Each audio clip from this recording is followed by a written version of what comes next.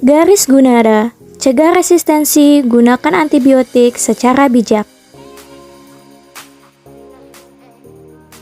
Antibiotik merupakan obat yang paling sering dikonsumsi oleh masyarakat.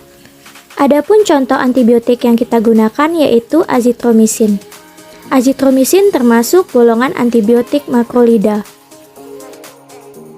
Di Indonesia, beberapa contoh merek dagang yang mengandung antibiotik azitromisin di pasaran yaitu yang pertama Azomep, yang kedua ada Azomax, yang ketiga Astrin, dan yang keempat ada Zitrolik. Apa sih itu resistensi bakteri terhadap antibiotik? Resistensi didefinisikan sebagai tidak terhambatnya pertumbuhan bakteri dengan pemberian antibiotik secara sistemik dengan dosis normal yang seharusnya atau kadar hambat minimalnya.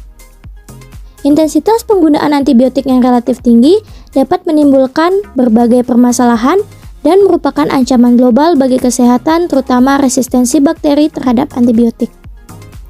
Penyebab utama resistensi antibiotik adalah penggunaannya yang meluas dan irasional. Adapun strategi yang dapat dilakukan untuk menggunakan antibiotik secara bijak.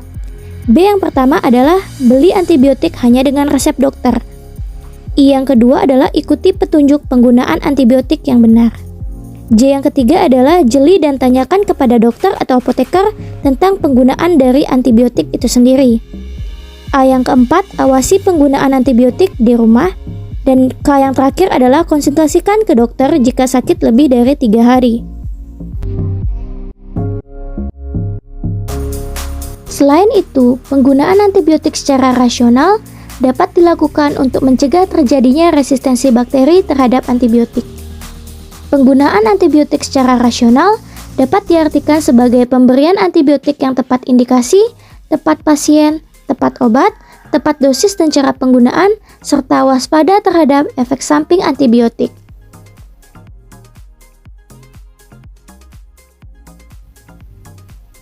Penggunaan antibiotik yang rasional, pertama, tepat indikasi. Pasien diberikan obat dengan indikasi yang benar sesuai dengan diagnosa dokter. Misalnya, antibiotik hanya dapat diberikan kepada pasien yang terbukti terkena penyakit akibat bakteri. Selanjutnya ada tepat pasien. Obat yang akan digunakan oleh pasien mempertimbangkan kondisi individu yang bersangkutan, seperti riwayat alergi ataupun adanya penyakit penyerta yang dialami oleh pasien. Kemudian ada tepat obat.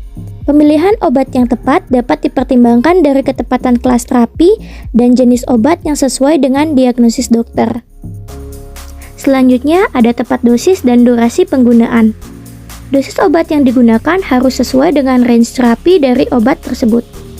Lama pemberian meliputi frekuensi dan lama pemberian yang harus sesuai dengan karakteristik obat. Salah satu contohnya ini adalah penggunaan antibiotik azitromisin 500 mg. Dalam penggunaannya diberikan 3 kali sehari dan diminum sampai habis.